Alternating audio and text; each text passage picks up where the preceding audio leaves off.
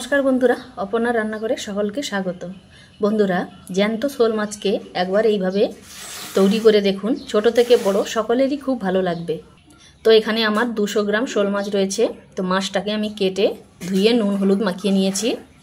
তো এবার আমি চলে যাব রান্নায়। তো এখানে আমি ওভেনে কড়া বসিয়ে সরষের তেল দিয়ে দিয়েছি। তেলটা বেশ ভালোভাবে গরম হয়ে গেলে নুন হলুদ মাখিয়ে রাখা মাছগুলো দিয়ে ভেজে নেব। তো মাছগুলো আমি এইভাবে লাল করে ভেজে নিয়েছি।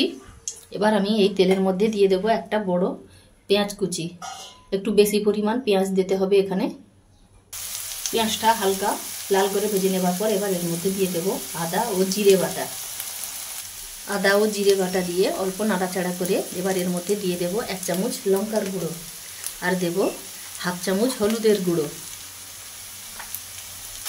দিয়ে অল্প পরিমাণ জল দিয়ে এটাকে কিছুক্ষণ কষিয়ে নেব। কিছুক্ষণ কষিয়ে নেবার পর যখন মশলা থেকে তেল ছেড়ে আসবে তখন দিয়ে দেব অল্প পরিমাণ জল আর দেব স্বাদ মতো নুন। ঝোলটা ফুটে উঠলে এর মধ্যে দিয়ে দেব ভেজে রাখা মাছ। মাছটা দেবার পর এবার এর মধ্যে উপর থেকে দিয়ে দেব 4টে কাঁচা লঙ্কা কুচি দিয়ে একটা ঢাকনা দিয়ে ঢাকিয়ে দেব। তো ঢাকনা দিয়ে কিছুক্ষণ ফুটিয়ে নেবার পর গ্রেভিটা যখন ঘন হয়ে আসবে উপর থেকে ছড়িয়ে দেব ধনেপাতা কুচি দিয়ে গ্যাসের ফ্লেমটা বন্ধ করে দেব। তো আপনারাও এইভাবে শোল মাছ এলে বাড়িতে এইভাবে বানিয়ে ফেলুন, খুবই ভালো খেতে লাগবে। আর কেমন হলো তা কমেন্ট করে জানাবেন। সেই সঙ্গে আমার এই রেসিপি যদি আপনাদের ভালো লাগে তো লাইক শেয়ার করতে একদমই ভুলবেন না।